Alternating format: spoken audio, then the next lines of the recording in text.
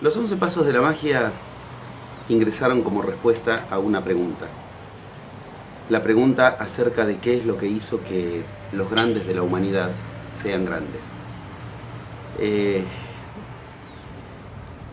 Cuando empecé a investigar, yo venía leyendo del tema desde mucho antes de proponerme una investigación seria, y la premisa de base de la que partí es una pregunta un tanto osada, pero que entendía que era la única que le daba, a mi concepción al menos, sentido a lo que nos habían dejado las Biblias, los mitos, los grandes relatos epopélicos, heroicos de la historia de la humanidad. Y esto es la pregunta acerca de ¿para qué nos sirve a los humanos que nos den modelos divinos? No nos sirve. Si un humano tiene que seguir el modelo de un resucitado de la muerte, un hijo de una virgen, alguien que, como en la India dicen de Buda, cuando era bebé al caminar detrás de cada paso crecía un loto. Si yo como humano tengo que seguir esos modelos, no me sirve, no puedo. Y mi hipótesis era que si ellos efectivamente habían logrado tal grado de evolución, una de dos: o era una leyenda que no nos servía, ese grado de evolución que trascendía lo humano, o habían encontrado un camino. Y mi pregunta era, ¿cuál es ese camino por el que encontraron esa divinidad? Estudié muchos años, 14 años seguidos, todos los días, 14 horas por día, todos los días, 14 horas por día, durante 14 años, los textos sagrados, las Biblias, al mismo tiempo que hacía mi formación académica, como psicoanalista. Y osé poner a Cristo en el diván de analista, a Buda en el diván de analista, a Lao Tse en el diván de analista, y preguntarle, decime tu secreto, no puede ser que hayas nacido iluminado. Si alcanzaste la iluminación, ¿cuál fue el camino? Bueno, ahí empieza una investigación que entonces sí, ya lo era, ya empezó a hacer investigación. Primero, por tanta lectura, empecé, como me enseñaba el psicoanálisis, con mis herramientas. Ver si había algo idéntico entre todos ellos, que parecían de tan diferentes épocas y de tan diferentes culturas. Esa es una herramienta analítica que sirve en la vida cotidiana, tanto hoy como 6.000 años atrás. Ver lo idéntico en lo diferente. Y para mi sorpresa, sí, efectivamente, comenzó a surgir una pauta, una pista, un rastro. Habían cosas en común entre todas las grandes culturas iniciáticas de la humanidad y sus patognomínicos, sus grandes representantes. De ahí, de ese origen, surge, primero, descubrir 4 fases en común entre todos ellos. Todos habían tenido un camino de 4 fases, con diferentes nombres. Camino en los chamánicos se llamaban del norte, del este, del sur y del oeste. Camino de 4 etapas en la alquimia. Camino de 4 momentos diferentes que en todos lados se ubicaban bajo una misma premisa. Yo la situé con un nombre que para Occidente nos resulta más simple, que son 3 caminos, y el cuádruple, la unión de esos 3 caminos, es el cuarto. Es un camino que se une en una integración. Cuando se habla de Hermes Trismegisto, se está hablando de Hermes 3 veces grande, 3 veces iniciado. ¿Cuáles son las 3 iniciaciones? Guerrero, mercader, sacerdote, y la unión de esos 3 que forma ese cuádruple camino, del que habla Gurdjieff también, mago. Guerrero, mercader, sacerdote y mago yo lo encontraba, por ejemplo, codificado en los textos tanto canónicos de Cristo como los apócrifos. Cuando se habla de los reyes magos, que eran 3, le llevaban oro, incienso y mirra, atributo de guerrero, atributo de guerrero la mirra, que se utiliza para cicatrizar heridas en combate, atributo de mercader, oro, y atributo de sacerdote, incienso. Del mismo modo, las claves estaban en todos lados. Empezaba a descubrir que todos seguían un camino de 4 fases, y la segunda etapa fue descubrir que esas 4 fases se desarrollan en 11 pasos. Y esos 11 pasos sirven tanto para los sumerios, como para los hebreos, como para la alquimia, como para el zen, como para el taoísmo, como para nosotros. 11 pasos, ¿para qué? Para contactar con nuestra divinidad. ¿Cuál es como occidentales tenemos que preguntárnoslo, ¿Cuál es la prueba de esa divinidad? La plasmación de resultados en nuestra vida que no podríamos alcanzar con fuerzas humanas. Esto se llama, en términos actuales, generar una realidad propia. Y para mi sorpresa, cuando empecé a descubrir desde otros lugares estas mismas investigaciones, en una segunda etapa que abarcó más de 100 viajes de investigación y de enseñanza, en esa segunda etapa descubrir que todo aquello que hablaba de la nueva era, hablaba de lo mismo. La nueva era es aprender a generar realidades propias, y para eso hay profecías que nos orientan, y nos orientan en 4 fases y 11 pasos, las mismas de las que bebieron los grandes iniciados.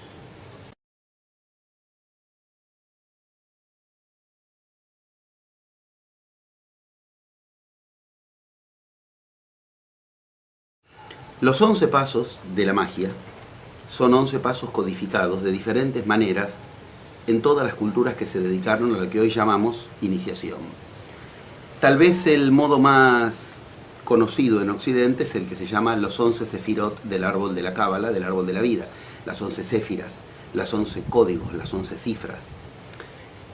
Otras culturas llegaron a 7 pasos y no a 11 por un motivo muy claro. Por ejemplo, las supuestas 7 profecías mayas de las que se habla, que no son en realidad 7 profecías, pero sí son 7 pasos. Del mismo modo los pasos de los Hopi, que son 7. ¿Por qué en algunas culturas son 7 y en otras 11? Porque hay culturas que tenían educación iniciática, entonces no necesitaban 11 pasos.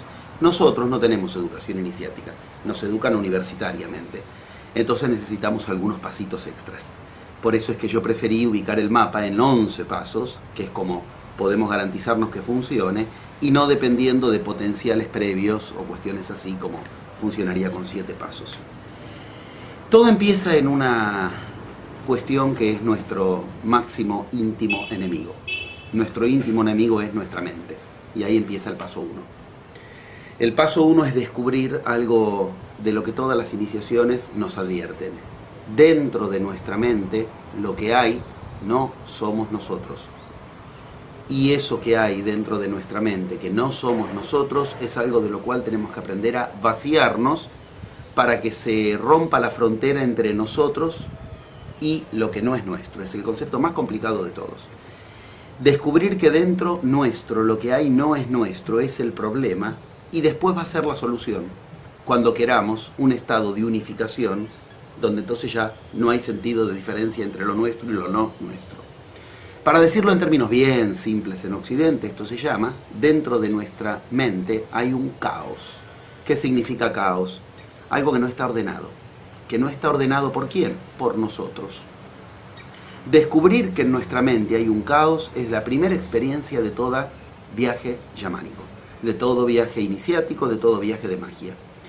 Es muy fácil descubrirlo, aunque parezca que es una experiencia lejana, es la más cercana de todos los días. Los chamanes, por ejemplo, me propiciaban un ejercicio mínimamente relámpago, como dicen en el Zen. Tú eres el dueño de tus ideas, como todo occidental, yo creo que sí. Tú eres el que manejas tu mente, sí. Bueno, deja de pensar ya mismo. Si uno propone esto a cualquiera, se da cuenta de inmediato de lo que acabo de ubicar. En nuestra mente hay un caos y no somos nosotros quienes dirigimos nuestra mente. En el Zen es famoso que, por ejemplo, se necesitan 12 años de entrenamiento duro para lograr un minuto, lograr un minuto que la mente quede a nuestro servicio. 12 años de entrenamiento para un minuto. Digamos, no es negocio. La idea de que durante 12 años tengo que entrenarme para llegar a un minuto, ordenar mi mente, nos marca lo que es el combate en juego. Pero esta es una muestra clara. Si uno quiere decidir, los chamanes me hacían una prueba maravillosa al respecto. Me decían, tú quieres lograr tal resultado por el que vienes acá, este viaje, esta cultura. Bueno, lo vas a lograr. ¿Cuándo? Cada vez que logres pensar en tu resultado, cuando el sol se descorra detrás de las nubes, siempre y cuando no pienses en un cocodrilo. Chau, nunca más lo logras. ¿Qué quiere decir eso? Uno no puede ordenar. Cada vez que te acuerdas del sol saliendo detrás de una nube, hay mi resultado, pero no tengo que pensar en ya está, lo pensé. Estas son muestras muy directas, insights, esto que se llaman satoris, mínimos en el Zen, esas experiencias directas que te ponen en contacto con lo lejos que estás de tu mente y de que sea tuya. El caos de la idea es inabarcable desde la idea. No se puede ordenar la mente desde la mente. Ahí estamos en el paso 1. Yo digo, quiero lograr algo en mi vida, y eso que quiero lograr tiene una dosis de mente caótica. ¿Por qué? Porque cuando al rato digo, quiero lograrlo, aunque yo no lo detecte, cambié lo que dije. Ahí empieza el paso 2. ¿Con qué ordeno el caos de la mente? Ordenar. Ordenar. ¿Qué significa ordenar? Lo que hago cuando llamo a un mozo en un restaurante, le digo lo que quiero. Si yo no pongo palabras, no puedo ordenar el caos de la mente. En todas las Biblias encontré eso. ¿Qué encontré? Este ridículo de que Dios habla. Una pregunta, si había, en el inicio era el caos, y no había más que Dios, y lo único que había era tinieblas. ¿Por qué Dios dice? Todas las Biblias, todas, indígenas, hebreas, egipcias, todas cuentan que Dios dice para lograr lo que quiere. Ese es el paso 2 de los 11 pasos. ¿Por qué Dios dice? Porque al decir me enteraré de algo gigante. No es fácil decir 2 veces lo mismo que quiero lograr. La gente cambia imperceptiblemente las frases. Y al cambiar las frases, el universo cambia el sentido inmediatamente. Esto se llama en cuántica, que es una de las cuestiones que tuve que estudiar poderosamente durante esos 14 años de estudio continuo, de preparación. En cuántica esto se llama efecto observador. ¿Y qué es un efecto observador? Si yo observo un fenómeno, lo genero. ¿Pero qué fenómeno genero? El que yo observo, no el que creo que observo. ¿Cómo sé el que observo? Lo tengo que decir. No es lo mismo si yo digo mañana quiero conseguir trabajo que si yo digo mañana quiero buscar trabajo. El universo va a traer aparejado un resultado diferente. Si yo digo que mañana quiero buscar trabajo, no lo voy a encontrar. Porque le ordené al universo buscarlo. Si yo digo que quiero encontrar trabajo, se me van a generar una serie de entramados para que el trabajo lo encuentre. Todo esto juega en un paso 2 que empieza en un verdadero viaje interior. ¿Por qué?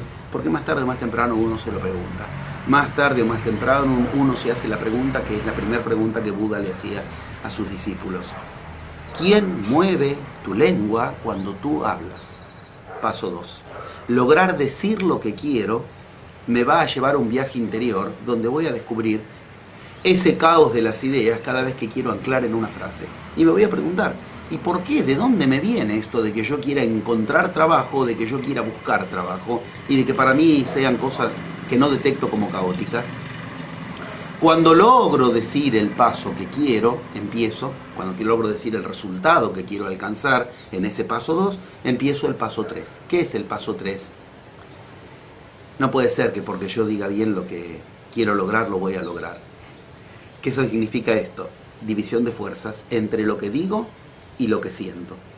El paso 2 me permitió poner en orden lo que pienso gracias a lo que digo. Pero ahora se va a manifestar el caos original por otra vía. ¿Cuál? No voy a sentir lo que yo quiera sentir. Voy a sentir que no puede ser, que en realidad por decir bien una frase lo voy a lograr. Mis sentimientos son el generador de caos. Ahora, paso 3. Se llama el peligro de la forma. ¿Por qué? Porque lo primero que como occidental me voy a preguntar es ¿y de qué forma lo logro? ¿Cómo lo logro? Bien. Los mapas de magia me enseñan que el tercer paso es la pregunta por el cómo. Nunca primero me tengo que preguntar cómo. Un occidental primero se pregunta ¿y cómo lo voy a lograr? No, primero es ¿qué quiero lograr?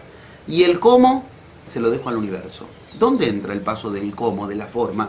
¿Cómo me siento yo? En el tercer paso tengo que lograr sentirme como yo quiero sentirme respecto de ese resultado. ¿Qué? ¿Es posible que uno se sienta como quiera sentirse? Ahí empieza un cambio de paradigma. ¿Por qué? Porque uno descubre que puede decidir cómo sentirse. En nuestro paradigma imperante creemos que los sentimientos no se pueden manejar. Y nos creemos además meritorios de ser esclavos de nuestros sentimientos. Paso 3. Ni puedo ignorar cómo me siento, porque si no me siento como yo quiero, mi universo no se mueve hacia donde yo quiero que se mueva. Esto se llama conmoverse. Mi universo se mueve con mi conmoción, si no, no se mueve. La raíz etimológica es la misma. Motriz y emotriz, emotivo, es la misma raíz. Cuando yo logré ordenar mis sentimientos, mi palabra y mi pensamiento, estoy en lo que se llama el manuscrito del Mar Muerto. Cristo en los 4 manuscritos del Mar Muerto se la pasa diciendo la misma frase. Esta es la misma clave que está en juego en los yamanes cuando enseñan ciertas claves, que son las mismas que Leonardo da Vinci cuando usa este gesto como gesto de iniciación. En este gesto está ubicando que hay 3 pasos hacia adentro antes de emprender viaje hacia afuera. Primer paso entonces, orden donde había caos en la idea. Segundo paso hacia adentro, palabra para ordenar ese caos. Tercer paso, sentimiento. Recién ahora miro hacia afuera. En Occidente empezamos desde afuera. Cuarto paso, el universo me dará una señal. Tengo que aprender a decodificar el universo en señales. Las señales me dicen si efectivamente yo ordené mi mundo interior o me estoy engañando. Si la señal es positiva o no, tengo que entonces ver otra vez mis primeros pasos o no. Entro al quinto paso, que es el último en el cual puedo manejar yo las cosas. Se llama el gran examen.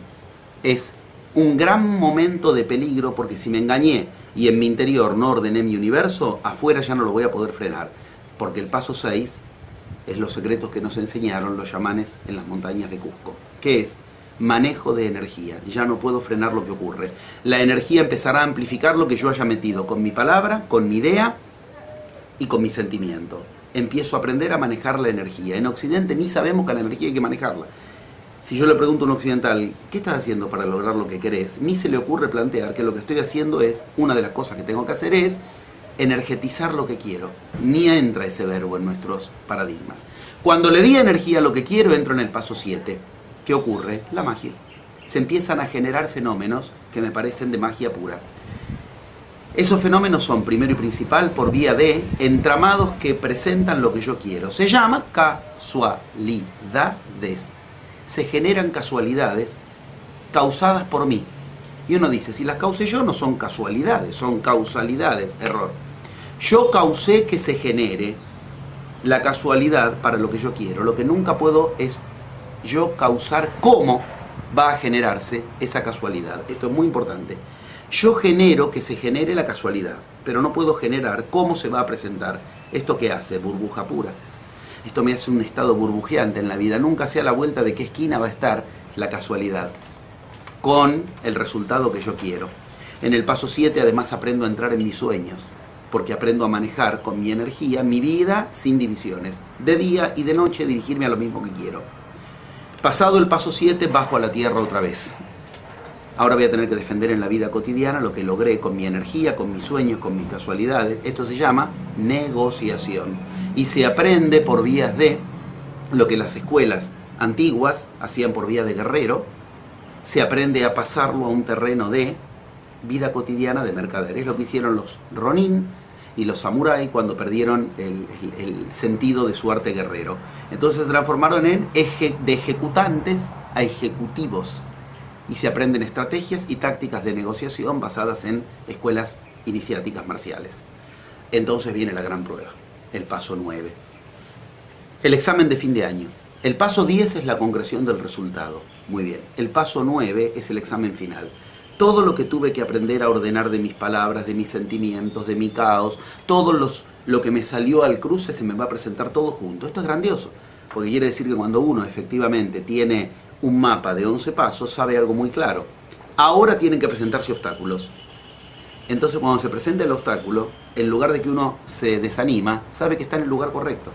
Si los obstáculos no logran desviarlo, paso 10, gran realización, y hay que aprender a habitarla. La gran pregunta es, ¿y cuál es el paso 11? El paso 11 es el gran maestro, es lo que me trató de frenar durante todos los 10 pasos, y del cual tengo que aprender mi más importante lección. ¿Cuál? ¿Qué es lo que yo vine a resolver a esta encarnación?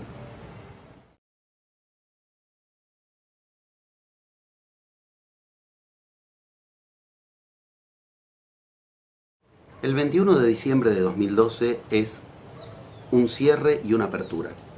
Hay una puerta que se abre y no es una puerta astrológica simplemente, sino que es astronómica, es un hecho, un fenómeno real astronómico. El cambio de era no es confundible con la New Age. La New Age es una moda, tiene 20 años. La nueva era son 12.000 años de profecías. Hay alguna diferencia. ¿Qué produce el cambio del 21 de diciembre al 22 de diciembre? Es lo mismo que decir el cambio en calendario gregoriano de un 31 de diciembre a un 1 de enero.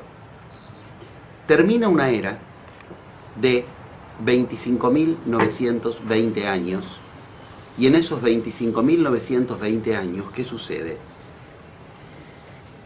Nuestro Sol, alrededor del cual gira nuestro planeta y nuestro sistema solar, también gira alrededor de otro Sol. Esto es lo que nos enseñan desde 12.000 años atrás, por ejemplo, culturas como las sumerias, inclusive, según los mayas, que empiezan según ellos en el 3113 a.C., ya estaba codificado esto. O sea, hechos astronómicos de los que nosotros, nuestra NASA querida, se enteró hace menos de un siglo, ya estaban codificados. Nuestro Sol y nuestro sistema solar giran alrededor de otro Sol. E igual que ocurre con la Tierra cuando gira alrededor de nuestro Sol, hay un momento en el cual cada uno de nosotros tenemos directa llegada de la luz solar y hay un momento en el que estamos en sombras. Okay. Lo mismo pasa con todo nuestro sistema solar. Para decirlo bien fácil, después de 25.920 años de girar alrededor de ese Sol que es el centro de la galaxia, las Pléyades para nuestro sistema, con nuestra estrella central de las Pléyades, Alcione, Hunabku para los mayas, Horus para los egipcios, por primera vez vuelve al amanecer galáctico del que hablan los mayas. ¿Qué es el amanecer galáctico? Dejamos de estar en el cono de sombra en el que estamos desde hace la mitad de ese tiempo, 12.800 años, y empieza otra vez como si fuera el primer momento del amanecer de un día galáctico. ¿Qué produce esto? Una diferencia enorme que el ser humano ya está experimentando, aunque no lo sepa. Esta experiencia es uno de los elementos más difíciles de decodificar de las profecías, de las enseñanzas originales, y está en todo el planeta con signos que nos advierten a nosotros, o sea, a los que decidimos encarnarnos en este cambio de era. Son profecías pensadas para este cambio de era, con claves que son para ser leídas ahora, o sea, son mapas y son manuales que nos dejaron para avisarnos en qué consiste este cambio de era. ¿Por qué? Porque no es fácil lograrlo. Para entender por qué hay tantas advertencias, tanto mapa, tanto manual, que nos dice, cuidado, no es fácil lo que van a tener que atravesar y es mucho más probable que no lo logren a que sí lo logren, hay que entender en qué consiste ese amanecer galáctico. Del Sol va a venir un elemento que siempre está presente, pero que por estar por primera vez en tanto tiempo directamente de cara al centro del Sol, no hablamos de nuestro Sol. Nuestro Sol para los mayas es Kinich Ahau. Estamos hablando del centro de la galaxia que se llama Hunabku. Los mayas dicen claramente, Hunabku le va a despertar a Kinich Ahau, que le va a revelar cosas que hasta ahora no le había revelado. Y Kinich Ahau a nosotros nos va a dar su poder. En términos astronómicos esto es, nuestro Sol se va a activar, porque se va a recargar con el centro de la galaxia. ¿Y eso qué produce? Produce que nos invada un elemento central, clave del universo. Ese elemento se llama, en nuestra concepción científica, plasma. Y el plasma es lo que en las diferentes culturas iniciáticas se trataba de nombrar como prana, ki, kausai, esos elementos que muy pocos maestros podían contactar y quienes los contactaban generaban realidad propia, generaban lo que querían generar. Pues bien, en la nueva era, desde el 22 de diciembre del 2012, a las 11:11 de la mañana de cada pueblo, empieza a llegar más plasma. Quiere decir, no vamos a poder esquivar lo que antes había que ir a buscar allá arriba en las montañas, en ceremonias esotéricas, y acá empieza el gran tema. ¿El plasma qué es? El elemento plasma es el elemento cero del universo. Mal llamado el cuarto estado de la materia. No es cuarto, es cero. Es antes de los otros tres estados. Sólido, líquido y gaseoso. Y antes, plasma. Quiere decir que el plasma es el elemento generador de lo sólido, de lo líquido y lo gaseoso. Quiere decir que el plasma es el elemento generador de la realidad. El humano va a estar impregnándose de plasma en cada minuto, cada vez más, cada vez más, cada vez más. Eso significa va a tener un poder creador superior en cada minuto. Y tener un poder creador superior en cada minuto tiene un serio problema, que es todo depende de lo que aprendamos a crear. Acá empiezan las profecías a advertirnos. Estamos bajo 4 paradigmas que nos enseñan a crear para destruir. No sabemos crear sin destruir. Queremos crear en nombre de la ciencia y destruimos bosques enteros, mandamos chatarra espacial, contaminamos todo. El humano tiene que aprender un paradigma en el cual aprenda a crear con el plasma. Ese paradigma se llama la magia. Eso es el cambio de era. ¿Cómo cambia la era? Acá empieza la gran diferencia. Este cambio de era ocurre por un hecho astronómico en el que cada uno va a tener más plasma. Pues bien, ¿cómo vamos a, si tenemos que visualizar la nueva era 10 años después? Es la que cada uno haya logrado realizar. No nos van a venir a tocar el hombro, cambió la era, humanos, ahora entramos en una nueva era. Es exactamente al revés. El humano va a tener que lograr por primera vez en su historia cambiar de era. O sea, el cambio de era es individual. Y hay que lograr, con un cambio de era individual, bajo ecuaciones muy concretas que podemos hablar y que podemos especificar perfectamente, porque hasta matemáticamente está estudiado, cuándo se logra el cambio de era basado en cambios de era individuales. Yo tengo que lograr cambiar mi era. ¿Y qué es cambiar mi era? Lograr generar mi propia realidad. Para eso el universo me va a invadir de plasma. Las plantas se van a llenar de plasma y yo me voy a comer las plantas que van a tener más plasma. Mi energía va a tener más plasma. Los animales van a tener más plasma. Seremos cada vez más cercanos a dioses generadores de realidad. Ahí viene el gran problema. ¿Bajo qué paradigmas aprendemos a generar realidad? Paradigmas como los actuales, que nos enseñan a destruir en nombre de la construcción, tendremos entonces más destrucción. Aprender a generar realidad individual sin depender de lo externo, y eso es magia, eso es la nueva era.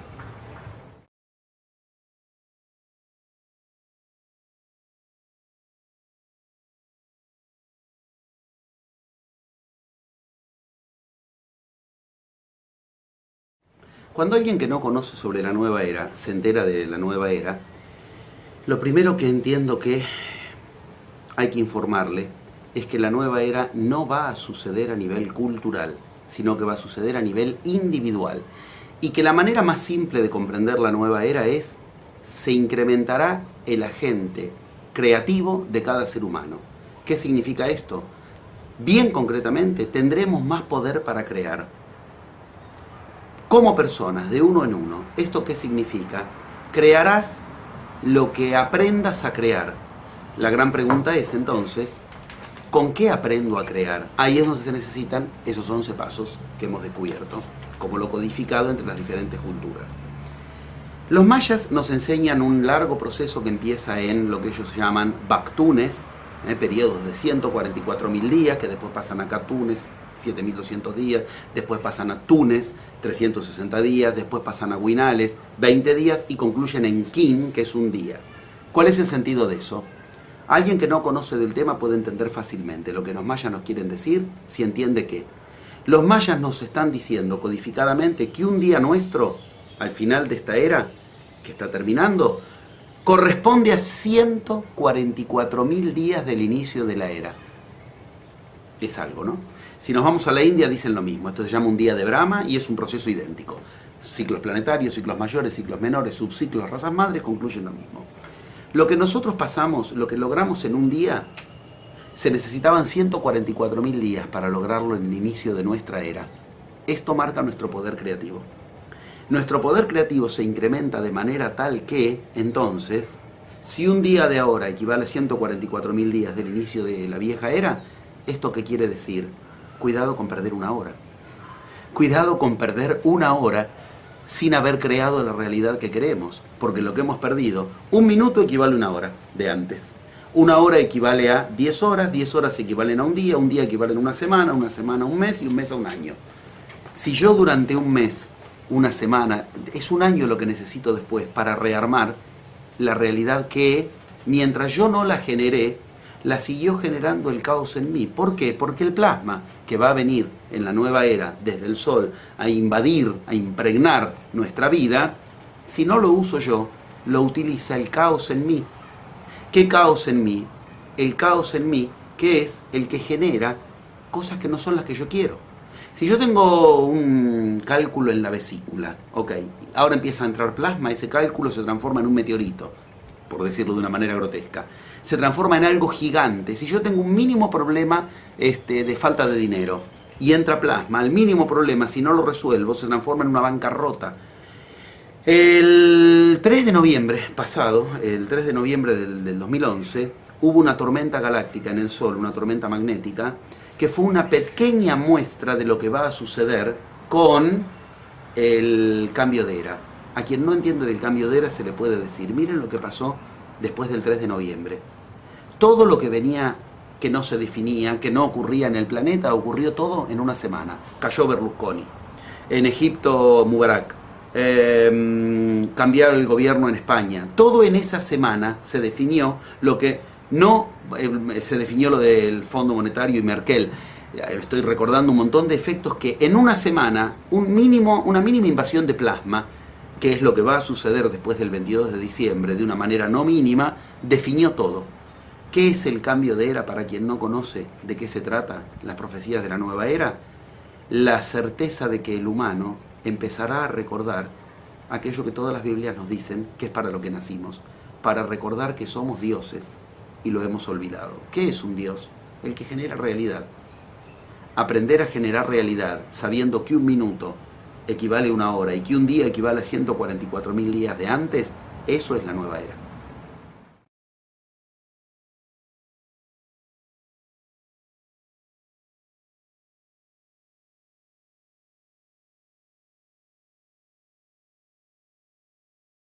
Es muy importante entender que, lamentablemente, las iglesias han transformado un concepto del que los iniciados hablan en un sentido y en un estado, en otro sentido y en otro estado completamente, no solo diferente, sino opuesto. Ese concepto es el concepto de amor. El amor, como lo entendemos hoy, iglesias mediante, todas las iglesias, no tiene nada que ver con los que aquellos en los que dicen fundarse esas iglesias hablaban de amor. Amor es un concepto que hoy lo tenemos como un verbo, el verbo amar, y que es un verbo que tiene que ver con algo que sucede entre personas prioritariamente.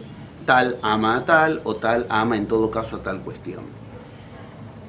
En la iniciación se aprende que el mismo origen etimológico de la palabra amor es el que nos puede permitir cambiar el concepto de amor, de algo que las iglesias inventaron para mantenernos dentro de sus poderes, a algo que nos da poder propio. El amor no es algo que se siente por los demás. La palabra amor no significa eso. La palabra amor viene del concepto griego amorrosh. Ese es el origen verdadero de la palabra amor. Y amorrosh significa sin morrosh, sin pasión, todo lo contrario de lo que hoy creemos, que es apasionarse por otro.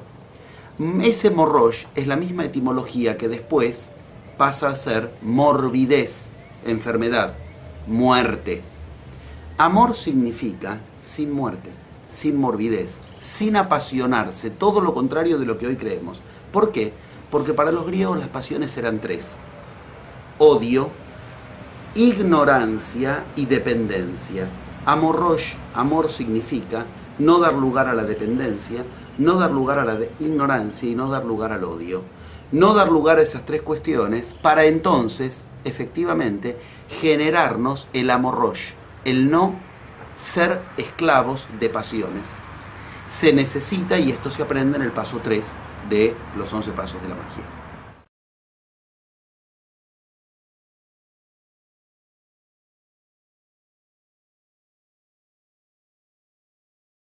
Es realmente clave dar por entendido que un cambio de era no se va a lograr por mejores o peores cuestiones potenciales espirituales, o por mejores o peores soluciones en cuestiones densas de los problemas cotidianos. El cambio de era en todas las profecías de todas las culturas está signado bajo una misma cuestión, que por ejemplo en nuestra cultura está en el Apocalipsis de la Biblia, cuando habla de los 4 jinetes del Apocalipsis. Y los 4 jinetes del Apocalipsis están signados bajo descripciones que en el mismo Apocalipsis, capítulo 6, versículo 6, están ubicadas, solo que nadie los lee. Los 4 jinetes del Apocalipsis son ciencia, religión, economía y política. La Biblia dice con claridad, son jinetes del Apocalipsis. Lo mismo dice la roca Hopi de los indígenas, lo mismo dicen las 4 fases de la alquimia, todas las culturas dicen. Para cambiar de era se necesita cambiar de estar apoyados en esos 4 paradigmas a otro paradigma. Y la gran pregunta es, si yo no tengo que tomar como qué es un paradigma es lo que me dicta qué es realidad y qué no. Si yo no tengo que tomar esos 4 paradigmas, los tengo que usar, los tengo que aceptar, que aprovechar, pero no permitir que me digan qué es realidad y qué no. ¿Cuál es entonces el paradigma con el cual armar una realidad que no dependa de política, religión, ciencia y economía? Acá empieza el punto central. La pregunta que cuando se investiga, más tarde o más temprano, queda como la clave de todo. Para entender el nuevo paradigma hay que entender por qué fracasan los 4 paradigmas como están fracasando. Cuando más se acerca el cambio de era, la economía es un desastre, las políticas con movimientos indignados en todo el mundo, la ciencia demostrando sus pies de barro con investigaciones absolutamente corruptas, la religión ni hablemos cómo están las iglesias. ¿Qué tienen en común los 4 paradigmas imperantes? ¿Por qué tienen que fracasar? Porque los 4 no respetan un mismo elemento, la palabra. No hay cambio de era si no aprendemos que nuestra realidad se apoya en la palabra. El arco de todos los diferentes paradigmas es que la política puede prometer cosas que no las cumple y nos parece normal. La ciencia dice que hace cosas que no son las que en realidad hacen sus experimentos y nos parece normal. La religión se la pasó mintiendo durante 2000 años, por lo menos la católica, para hablar de la más conocida en Occidente, y nos parece normal. Y las economías nos dicen que todo florece, todo va bárbaro y en una burbuja, y nos parece normal. La magia enseña que lo primero con lo que se genera el universo es con lo que Dios en todas las Biblias generó el universo. Tuvo que decir, haya luz. Tuvo que decir, haya división de aguas. Tuvo que decir una orden. Lo mismo nos enseña la cuántica cuando nos dice, toda realidad empieza en una cuerda y esa cuerda es un sonido, lo que en la India se llama sonido primal y lo que es el origen de cualquier cuestión que después conocemos como realidad. Una realidad se origina en un sonido y ese sonido es, para los humanos, la codificación llamada palabra. No hay magia si no se aprende a respetar la palabra. ¿Por qué? Porque la misma magia significa, en su patognomínico fundamental, como lo conocemos en Occidente, en su contraseña, abracadabra, el patognomínico fundamental de la magia, a cualquiera que le preguntas, ¿conoces alguna palabra de magia? Más o menos abracadabra la conoce todo el mundo. Abracadabra significa Averaj-dabar. ¿Y qué es Averaj-dabar? Yo creo la realidad como hablo. Según la palabra genero realidad. Eso es magia. Sin respetar la palabra, no hay magia entonces, como no hay nueva era.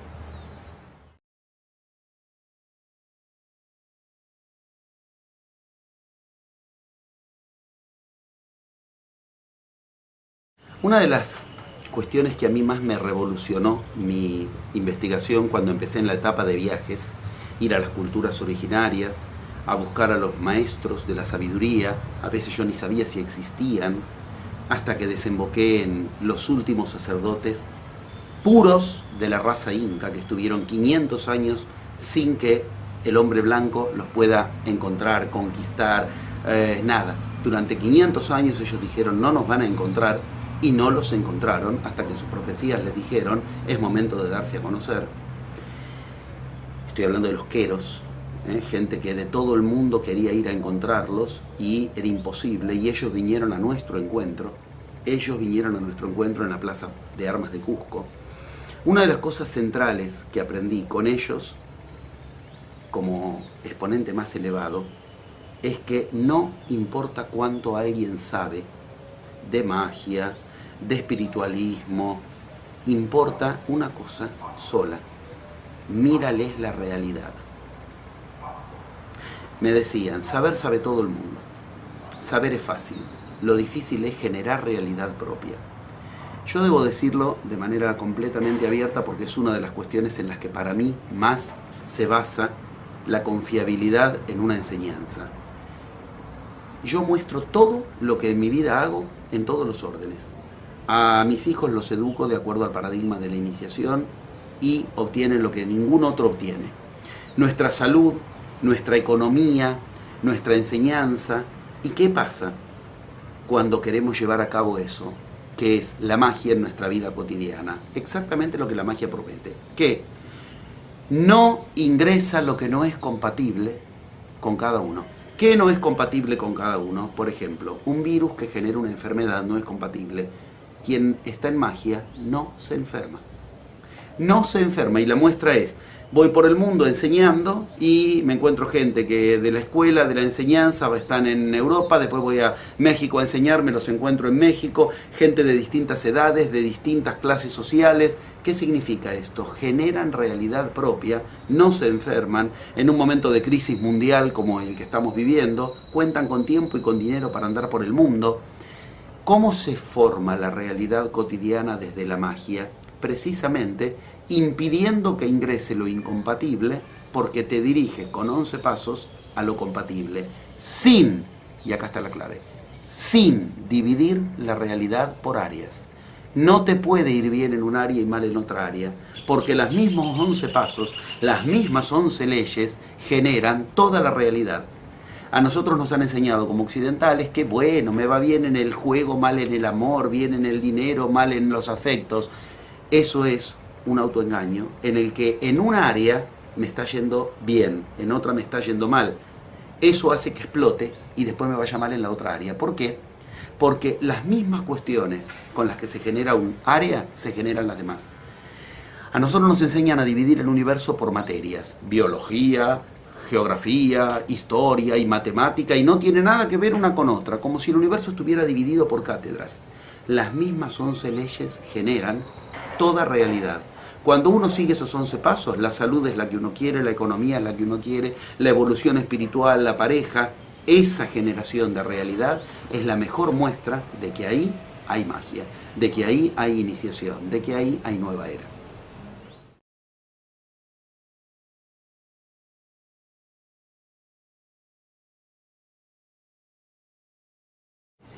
El cambio de era está regido por una ecuación matemática, se llama la masa crítica, está estudiada por la Universidad de Harvard. Hagelin fue el estadista y físico, si no recuerdo mal, es su título, que lo estudió. El tema de la masa crítica es central para esto. ¿Por qué? Porque el cambio de era es individual, pero para que tengamos pronósticos de que la humanidad pueda cambiar de era en las mejores condiciones posibles y sin tanta necesidad de desastres que nos llamen la atención sobre los 4 paradigmas imperantes como lugar de problema, tal cual nos advierten todas las iniciaciones, es lo siguiente. Necesitamos concretamente que la raíz cuadrada del 1% del total cambie de era para que el total cambie de era. ¿Esto qué significa? Supongamos que estamos en un estadio de fútbol y de pronto se resquebrajan las paredes y hay multitudes en las tribunas. Bueno, ¿de qué depende que la totalidad salga ordenada o en caos? De lo que hace la raíz cuadrada del 1%. Cuando se llegó a ese número, raíz cuadrada del 1%, si ese número entró en caos, todos los demás entran en caos. Si ese número se mantiene en orden, todos los demás salen en orden. Esto pasa con la humanidad. Se necesita que una porción de la humanidad, raíz cuadrada del 1% de la humanidad, le muestre a la humanidad vivir desde un paradigma diferente que no es desde los 4 paradigmas imperantes. Esto se llama raíz cuadrada del 1% de la humanidad, mostrándole a la humanidad que se puede generar realidad propia. ¿Cuánto es la humanidad? 7.000 millones de personas. 7 por 10 a la novena. 7 con 9 ceros más. El 1% de esos, 70 millones. Raíz cuadrada de 70 millones, 8.600 personas, en números redondos. Se necesitan 8.600 personas que le demuestren, y acá me comprometo, que les demostremos a la humanidad que se puede tener una economía propia, una salud propia, un estado evolutivo espiritual propio, sin depender de política, religión, economía y ciencia, para que entonces la humanidad vea ese faro y sepa a dónde dirigirse. La buena noticia es que depende de ese número nada más. La mala noticia es que estamos lejísimos. No hay 9.000 personas que le estén mostrando a la humanidad que se puede generar realidad propia. Y el tiempo es de aquí al 22 de diciembre del 2012.